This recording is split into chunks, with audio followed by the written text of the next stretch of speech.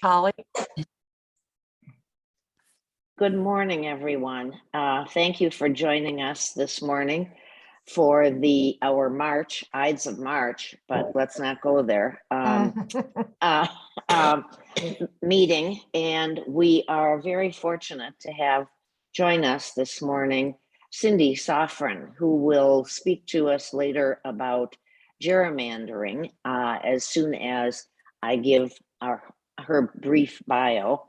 Cindy is a relatively new resident of the area the past 8 years or so, and moved here from DC, where she spent much of her time in the financial world of accounting firms, law firms. Her degree is in accounting, her Bachelor of Science from the University of Maryland at College Park. And upon retirement and moving here to Green Valley, or Tucson, I should say, she became interested in the League of Women Voters and joined that group, the Tucson group, soon after moving here, and started to participate in the local unit meetings that were geared to political and voter education. The Speakers Bureau intrigued her, and so she took advantage of the opportunity there to share what she had learned from the League, as well as various topics that the group choose to research. She also has participated in the League's Legislative Day held in Phoenix at the Arizona State Legislature. As I say, Cindy will speak to us this morning on gerrymandering, the history of, and if you will, the connection to redistricting. Perhaps we also would be intrigued by, although I don't think she's going to share her expertise in the area of senior tap and dance with us, but she does belong to a group that is beautifully called the Rodeo City Rockettes, for interest, okay? The proceeds from that, by the way, that group is available for special events, and the proceeds from that go to all nonprofits chosen by the dance group. So now that I've piqued your interest somewhat, I hope, we'll go back to the interesting topic of gerrymandering and its history. Cindy, thank you so much again for joining us, and the floor or the screen is yours. Okay, let me start sharing then. I've got to pull up my, once again. Let me see. Okay. There we go. All right, hello everybody. It's my pleasure to be here. Gerrymandering is a pet peeve of mine. Redistricting is not going the way I'd like it to, so we are going to discuss all of that this morning. Right now, we are in the middle of a redistricting process, which happens every 10 years after the census is taken. Now, there we go. So the definition of gerrymandering is to manipulate the boundaries of an electoral constituency so as to favor one political party or class over another, or how representatives pick their voters instead of the voters picking their representatives. It started, well, let's go over the basics, which I'm sure everybody here knows, so we're going to do it quickly. There are 435 members of the House of Representatives, and that's it, 435. They're allocated among the states based on population. So as population changes, these representatives are reallocated. Each member of the House of Representatives represents a specific district where they live, and a representative's term is 2 years, so they're constantly being working for re-election. The district boundaries formerly were usually drawn by the state legislatures, where that is changing now. So that's a good thing. Now, the criteria for drawing the districts comes from the Constitution. It's based on an accurate census of all the residents of the United States. Originally, a district had to be about 30,000 residents. Arizona is up to 700 some residents per district. And since the 1965 Voting Rights Act, the only factor that must be considered by the people who draw the districts is race. So how did gerrymandering evolve? Well, the first one was Patrick Henry in 1788, tried to get his buddies in their legislature to draw boundaries that would favor James Monroe, who he favored for the presidency. The second one is where we get the name. 1812, Eldridge Gerry, it was pronounced with a hard G at the time, was the governor of Massachusetts, and he demanded that the districts be drawn so that his district would be, so that all districts would represent his feelings, and he was a Republican at the time, but 1812 Republicans are different than the ones now. Then we have Congress passing the Apportionment Act in 1842, because the Constitution said that the districts districts didn't have to be drawn. You could draw districts if you wanted to, or you could just select all your representatives at large. There was a back and forth and back and forth. They kept trying to get everybody to go to districting so that the representatives only had to represent a finite number of people. But there was a lot of back and forth until finally Alabama, which was a large state, decided to go without districts. And they wiped out, the Whigs wiped out the other party. And so after that, all the states decided that it would be better to be districted instead of being wiped out. So that was the Apportionment Act in 1842. And then we come to 1965, where the Congress passed Voting Rights Act and said that redistricting must be done in a certain manner so that people of color and people of other languages would have the opportunity to elect somebody who represented their interests. Before that, it was all done surreptitiously, and white men generally had were on the winning end of that argument. But in 1965, Johnson got the Voting Rights Act passed, which was very nice, except in 2013, our Supreme Court eviscerated the Voting Rights Act. There was a portion of the Voting Rights Act which required that states that had less than 50% of their minorities registered to vote came under the auspices of the federal government. And anytime they made a change in their voting procedures and their election procedures, it had to be approved either by the US Attorney General or the United States District Court of Washington, D.C. Supreme Court in 2013, that was challenged, and they said, well, you know, there's no more discrimination, and so we don't need this anymore. But the night after they did that, 8 out of the 15 states that had been under the auspices of this Voting Rights Act immediately passed restrictive voting and election laws, and that generally disenfranchised seniors and the impoverished and the minorities. So don't let anybody say that it doesn't exist anymore. We all know that it does. That was in Tennessee, and it was Shelby versus Holder, who was the Attorney General at the time. They said that the people who support gerrymandering say that it isn't common, and that's just a false statement.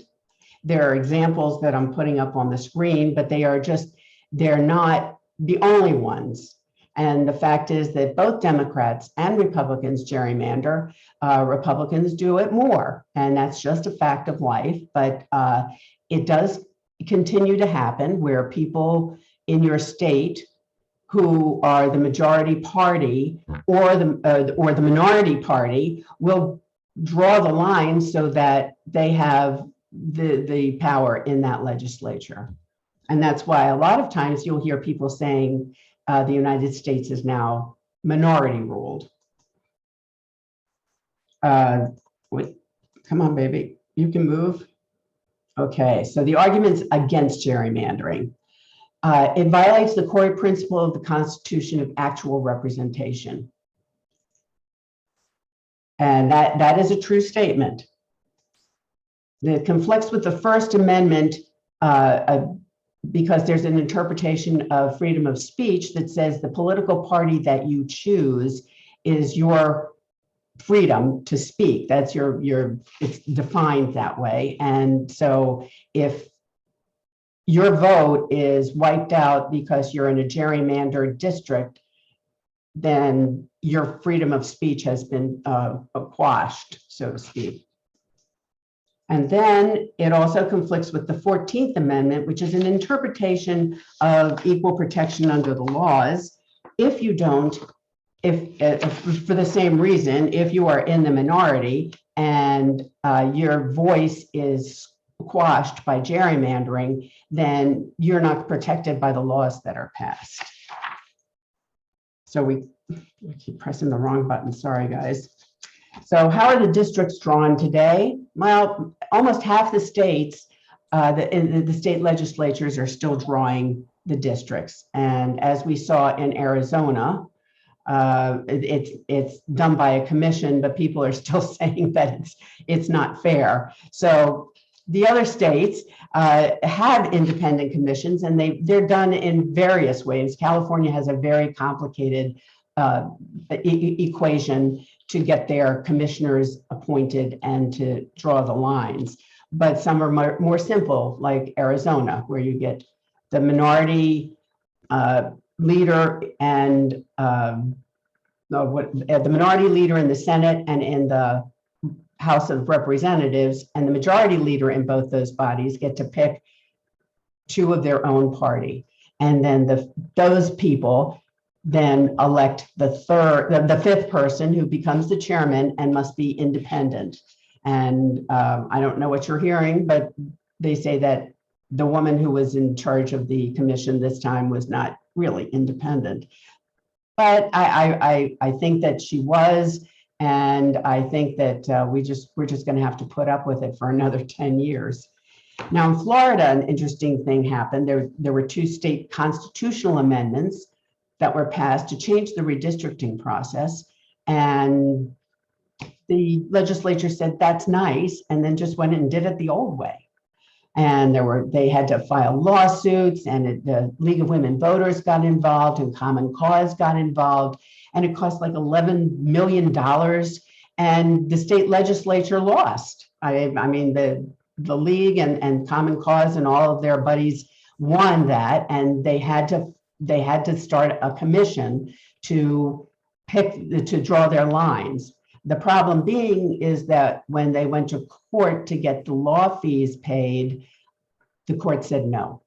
So the League and Common Cause had to foot the bill, and the cost to the legislature, who lost, was paid by the taxpayers of Florida, who didn't want what they had presented. So it's a very difficult situation to get this fair and correct. So as we saw before, you want to draw your districts so that you get a certain kind of politician to run in the campaign, to run for office. So what happens is that if you draw your districts, if you have 30 blue and 20 orange, and you draw your districts this way, it's very fair because you have 30% blue and you have 3 representatives. You have 20% orange, you have 2 representatives. But if you turn it on its side and draw the lines the other way, look what happens. You get 5 majority blue districts and 0 orange districts. So the orange diamonds have no say in anything. Their voice is silenced. And then you get the weirdos where you get people who draw it this way and that way. And we see a lot of that in various states. But some of it has to do with population, and it can be drawn in such weird manners that you still are unfair. In this case, you have 30% blue representatives, but only 30% blue population, but only 2 blue representatives. So this isn't fair either.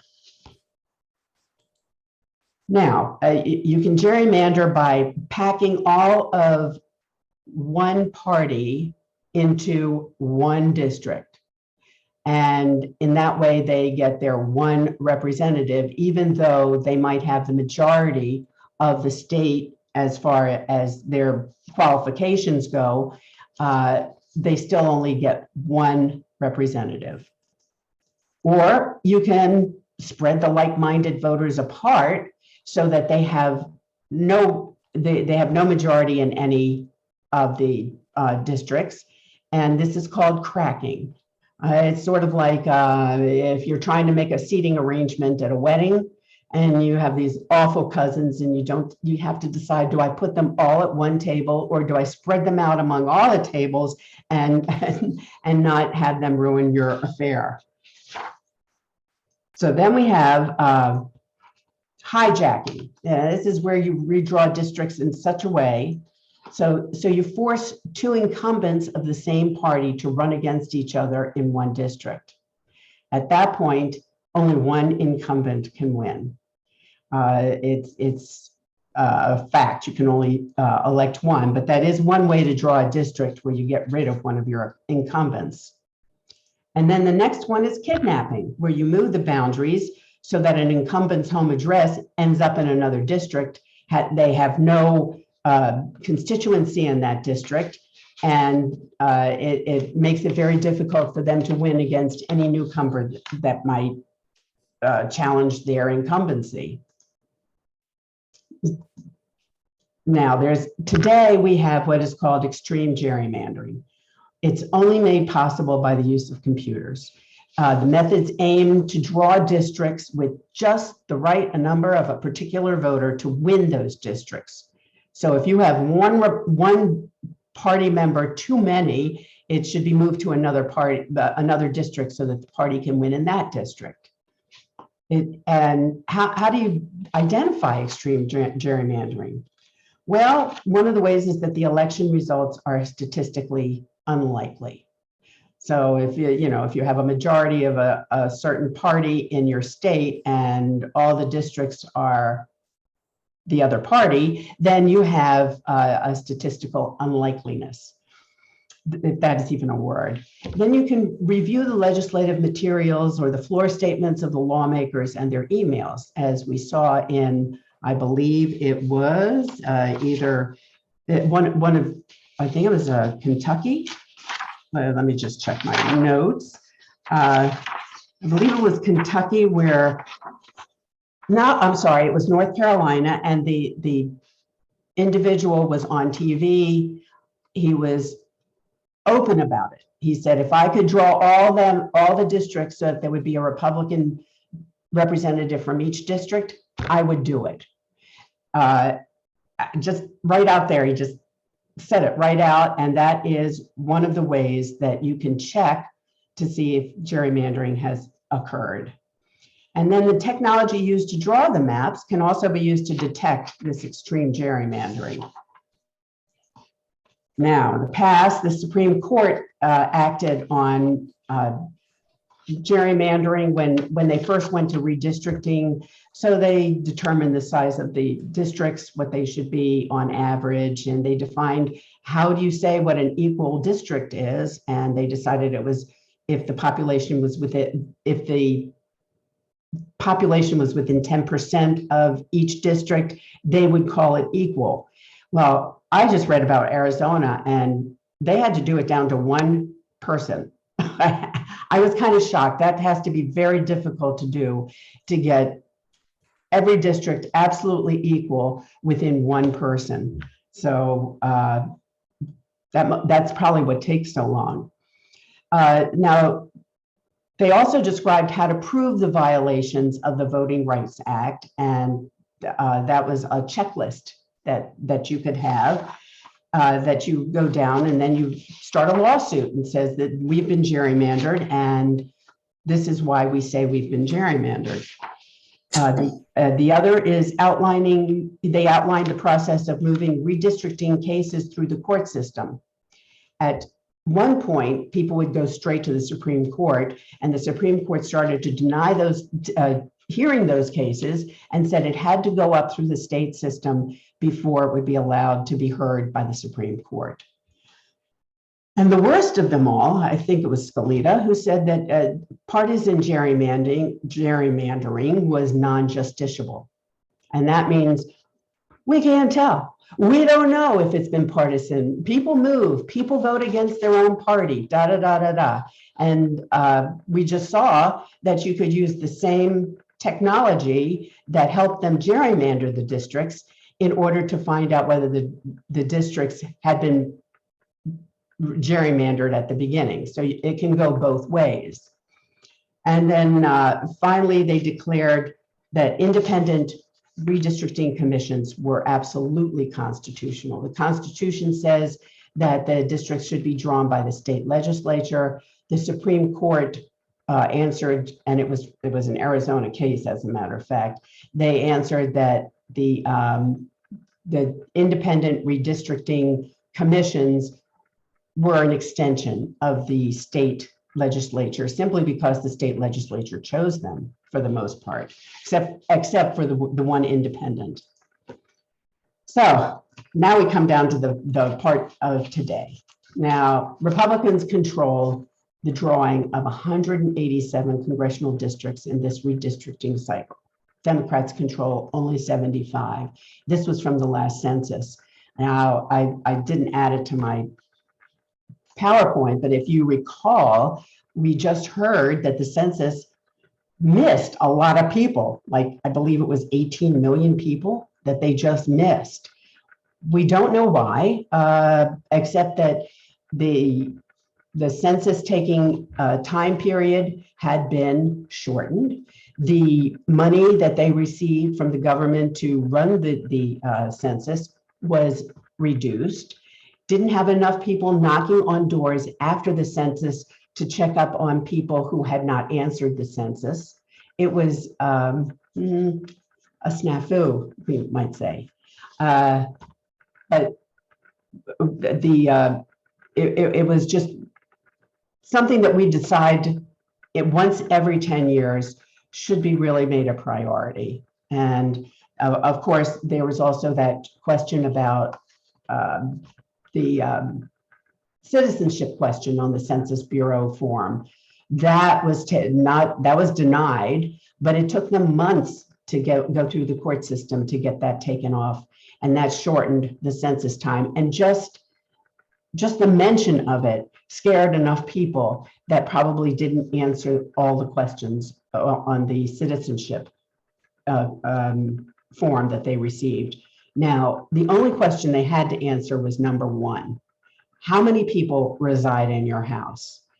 But people were scared, especially immigrants who were not legal. They were scared, and that reduced the number of, certainly, of immigrants being represented in Congress, even though they live here, even though they work here, even though they pay taxes here, they were not represented. So legislatures who redistrict, the state legislatures generally, are very aggressive in their gerrymandering. Some states have to be approved by the government, by the governor of their state, some don't, but every state does it differently, and they are very protective of their priority to do that. This cycle was, as we were just discussing, these are unprecedented efforts to undermine the power of Black and Latino, Asian, and Native communities.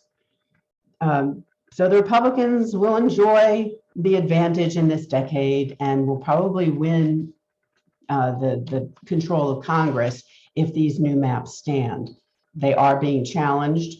Don't know if it'll be in time for the 2022 election, but hopefully we'll get a little bit more fairness by the time the presidential election comes around.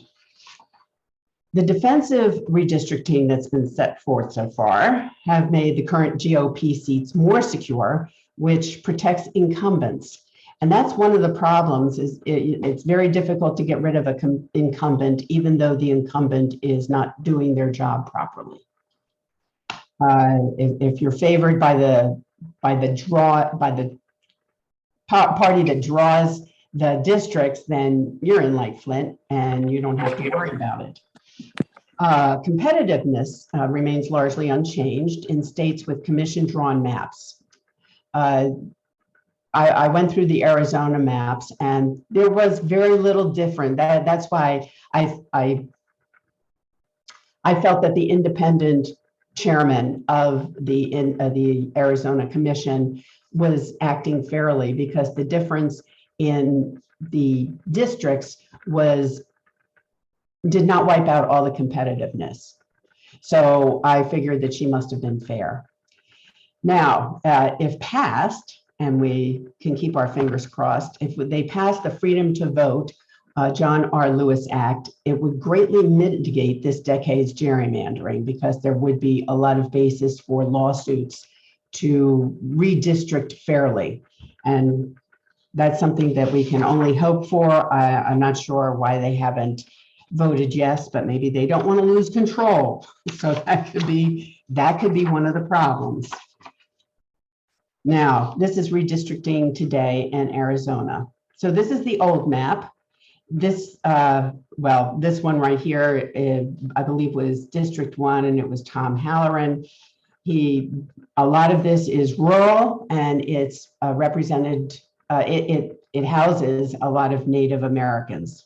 So that's why it is so large. But in the old map, there were 3 solid Republican-leaning seats that were going to Congress, 2 solid Democrat-leaning seats, and there were 4 competitive seats, which meant that it wasn't a sure thing either way.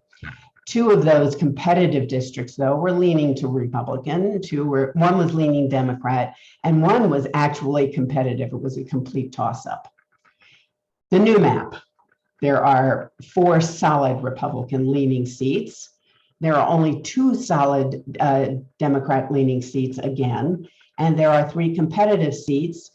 2 are Republican-leaning, and 1 is a toss-up. So Democrats have lost a little bit of strength in Arizona today, and we'll see if this map stands if the John Lewis Voting Act is passed. So Arizona was the first state to move to an independent commission to draw both the congressional and legislative districts.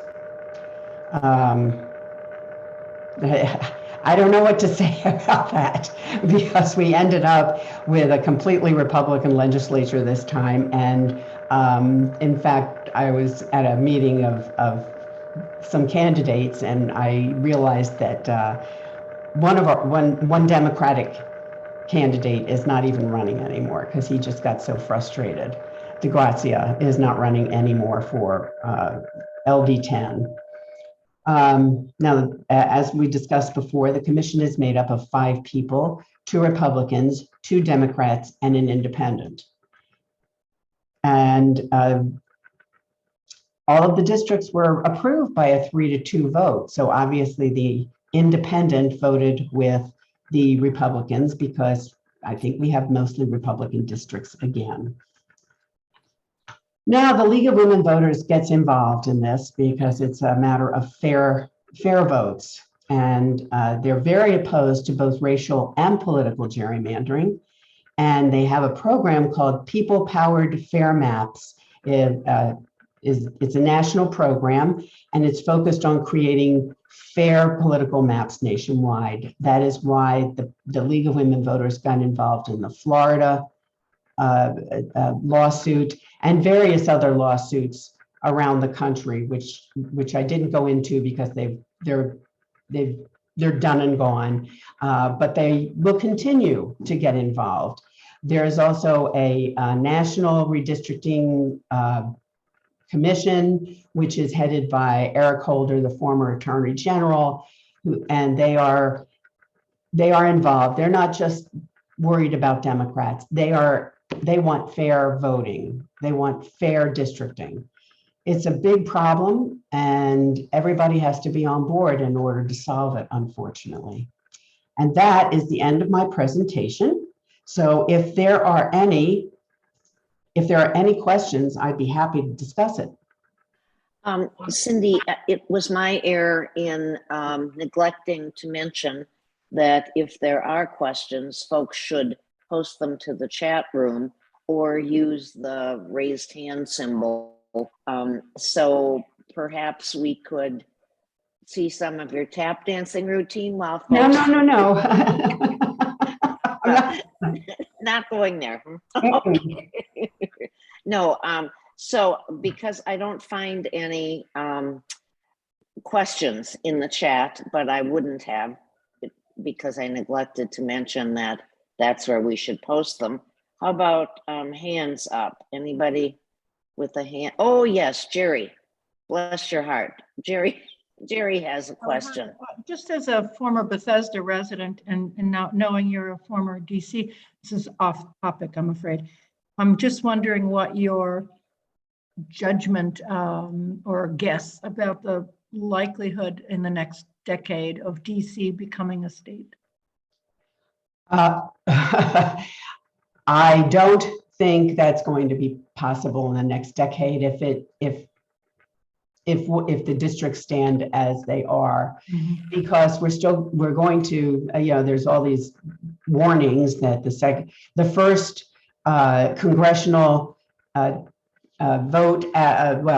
election after one president wins always goes to the other party. I don't know if that's going to hold true, but I know that the Republicans have the power to do that, and unless we get Democrats out there who will change people's minds, then the Republicans will hold on to the Congress again. And nobody that anything that I've read, nobody thinks that they would vote in Washington, D.C. as a state, because it would just increase that most of the people in Washington, D.C. are registered Democrats. So that would be I don't know, too altruistic for a politician to vote that way. Thanks. Where'd you live in Bethesda, by the way? I lived down by Whitman High School. Okay. Hi. Hi, neighbor. Hi.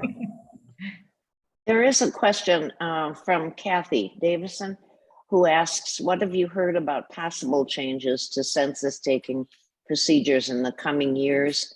The use of more electronic data, for example? Yes, I have heard that. And there's always going to be people who will need to be contacted by mail or by a personal visitor. That's just people, not everybody has well, I would hope everybody has a computer. Not everybody is internet connected or internet savvy. So there's always going to have to be that period of time allotted where somebody can go to your door, go to a door, knock on the door and say how many people lived in your house on April 1st.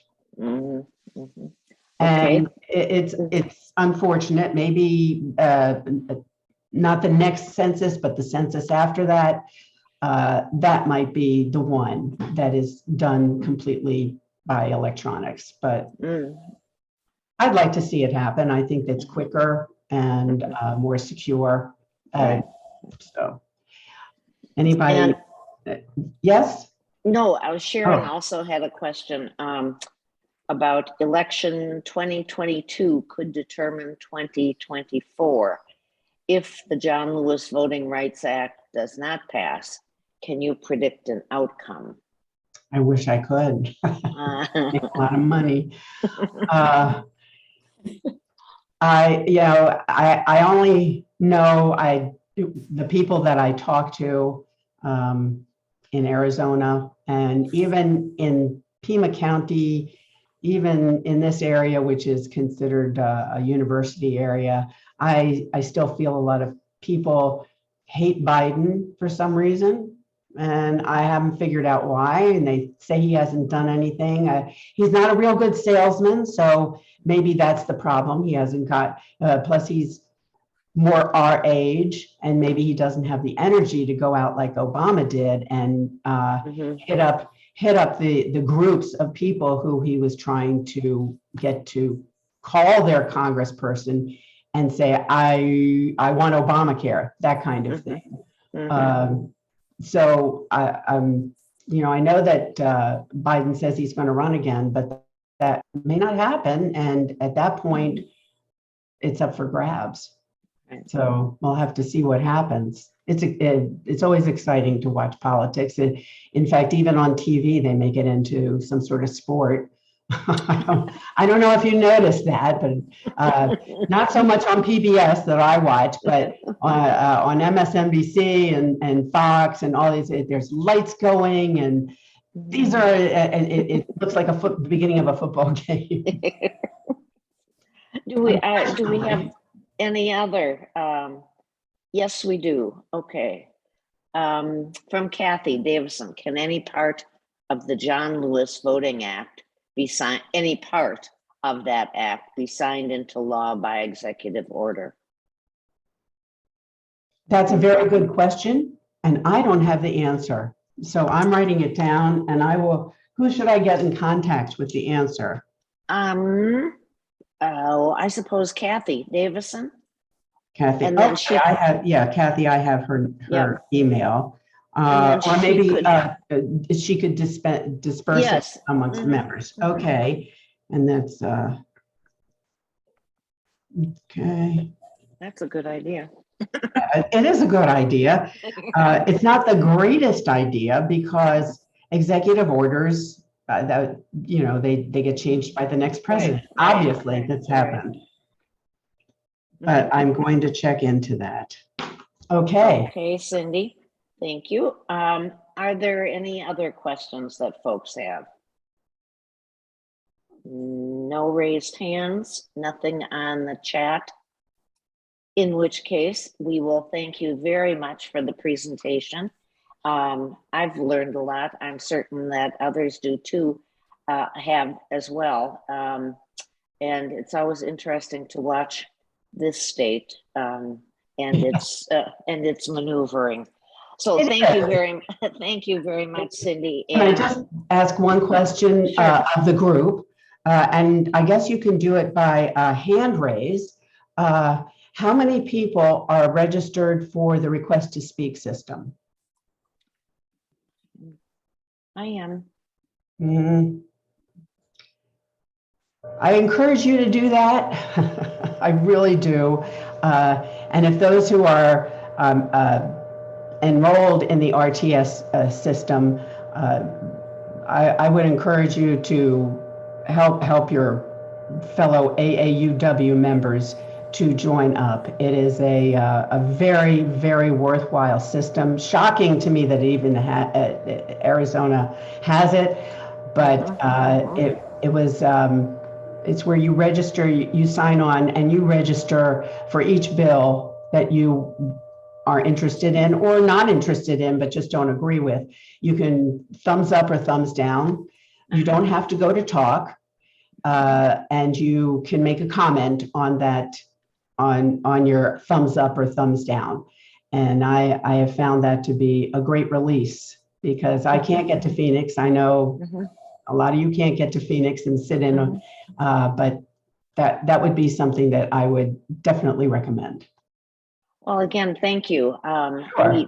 We had limited numbers respond to the request to speak, but hopefully just even talking about it will encourage some of the others to do so. And I know periodically we have comments from or directions from members as to how to go about that. So hopefully we'll take advantage. And thank you so much again, Cindy, for your time. It's been a pleasure. Okay, wonderful. Now go ahead. Go ahead. And I'll turn this over then to Susan. Yes, thank you, Judy, and thank you, Cindy. You're welcome. I will have a nice day. Thank you, and you're welcome to stay for the business meeting if you're so inclined. You provided us with a lot of information this morning. We appreciate it very much. All right. Well, welcome to the March general meeting. And among important things we need to do is to prove that we are alive and well for the coming year. And we have a slate of officers that we need to vote on today. And there will be a poll. Henny will lead us through a poll once we're done with the process. But in the beginning, I'll remind you that there will be nominations from the floor for each position. And at the end, if there are no nominations, we'll go ahead and proceed with the poll. So I will begin now sharing that slate. And for co-president, we have Linda Enterline. Do we have any nominations from the floor for this position? All right, I'm going to move on to the vice president for programs elect, and that's Eileen Bond. Is there a nomination from the floor for this position? Karen, were you raising your hand? No, okay. All right, we'll move on. Jerry Peterson remains our vice president for membership, 2021 and 2022. The vice president for membership elect is Donna Ray. We welcome her to the group. Is there any nominations for that position? Vice president for membership elect.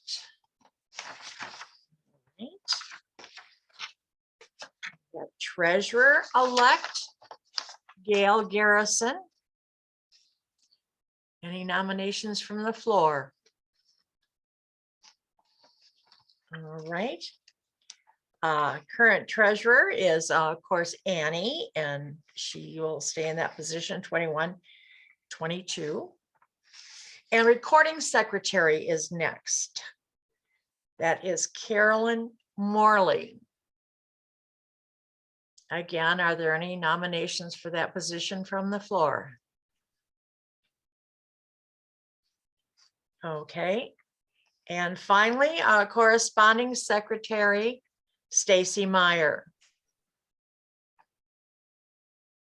I hear no nominations.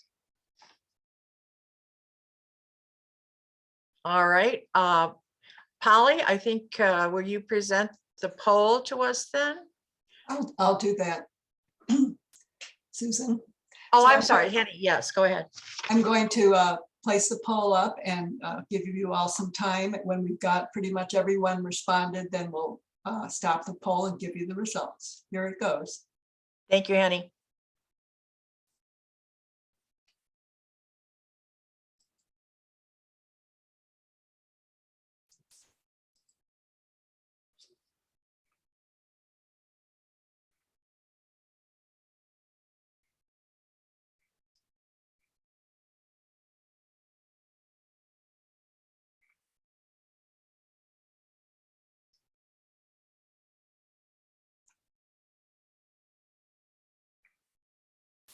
Yes, 4 people who haven't voted yet, so get your vote in.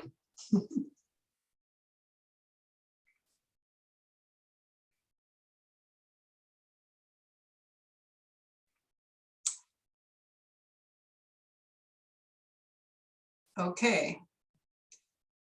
We've had 27 out of 30 people voting, and all have voted yes. So I think the slate has been approved. Yes, it has. And thank you all. And I have a few words from Polly, who is the nominating chair. And she said, I'm grateful to our members. They're amazing women with great skills and experience. Thanks to all of our nominees for your willingness to become a part of our leadership team. We know our branch will continue to thrive under your guidance. And finally, thanks to her nominating committee members, Ann Bradford, Sharon Rizek Anderson, and Phyllis Debertine. They recruited some wonderful, qualified candidates who are now officers. Thank you very much and congratulations. Polly, did you have anything else you wanted to share? I really don't, but thank you for that summary of the way we feel.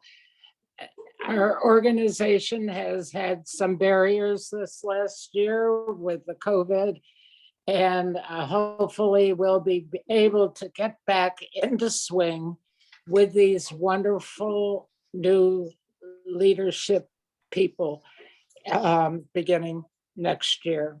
And thank you for your vote. Thank you. And it's always exciting to have a change. So,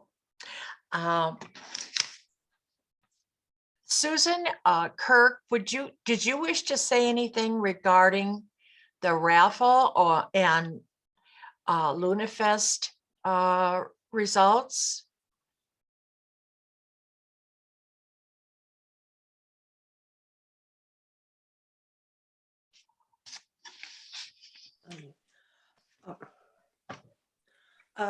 I think we kind of covered in the last meeting.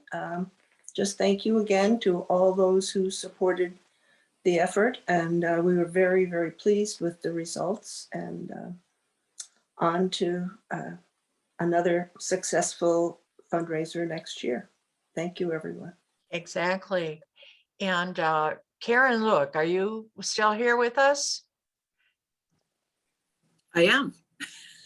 Karen, I was wondering if you would just tell the membership a bit about how the scholarship process works, the selection and the application selection, so forth.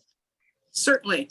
So starting with the pandemic, we went to an electronic or online selection process. So the application is on our website, and I welcome everybody to look at it and see what the applicants have to fill out. And in addition, thanks to Donna Ray, we have the pictures of last year's recipients and a small bio about each one, so you can better understand where all this hard work and money is going.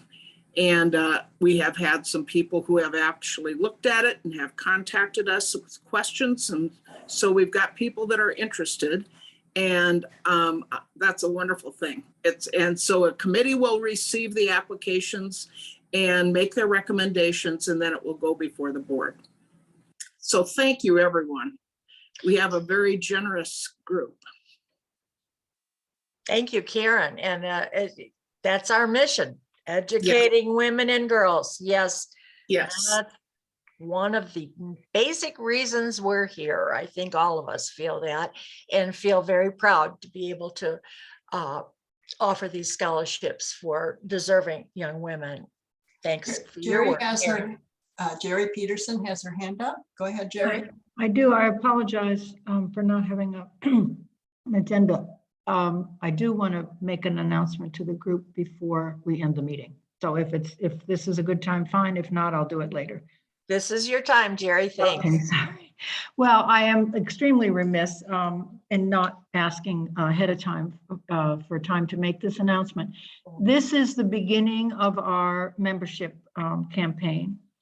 And oh, sorry, I guess I will. I don't know if you can see me now. This is the beginning of our membership campaign, and thanks to Donna Ray, our application is now on the website, application both for renewing membership and for new members. So I would say that anytime you can get around to doing that, we will also send an email blast in the next few days with the membership forms attached, if that makes it easier for you. And I would point out too, as you will see on the new membership form, there is a half price membership for any new member who joins within 30 days of attending a meeting for the first time. It's called Shape the Future. If you have any questions about that, please don't hesitate to contact me. But it is certainly a time to encourage our friends and neighbors who are interested in AAUW to attend a meeting and to join. So again, they're on the forms are on the website. If there are any questions at all, please contact me. But thank you. Thank you, Jerry. And sounds like a good time to have a little coffee clutch and enjoy our next meeting. Thank you for that reminder. All right. Henny, I think you had a message about our PADS program. About our donation drive, actually. We've been collecting feminine hygiene products for the Sahuarita Food Bank in the month of March, and you have been incredibly generous. I am so appreciative. And they are also, so far I've taken 145 packs of items to the food bank and have filled their shelves. We'll be continuing this till the end of March. So if you would like to donate, I still have my box out front, or you can have it directly shipped to me. The last newsletter has my address and details in it. So thank you again very much. And thank you for providing a way for these items to get to the food bank. That's important.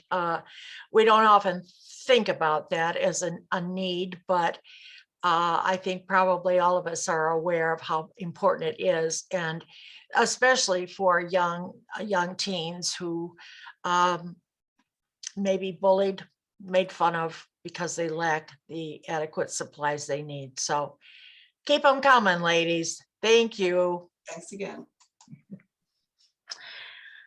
Well, do we have any other information anyone would like to offer, or questions for the good of the group this morning? Don't see anything, so I guess everybody's anxious to get outside and enjoy that 87-degree weather. I know I am. Our next general meeting will be April 19th. And it will feature Olivia Miller, curator of exhibitions at the University of Arizona Museum of Art. And she will be talking about the de Kooning theft.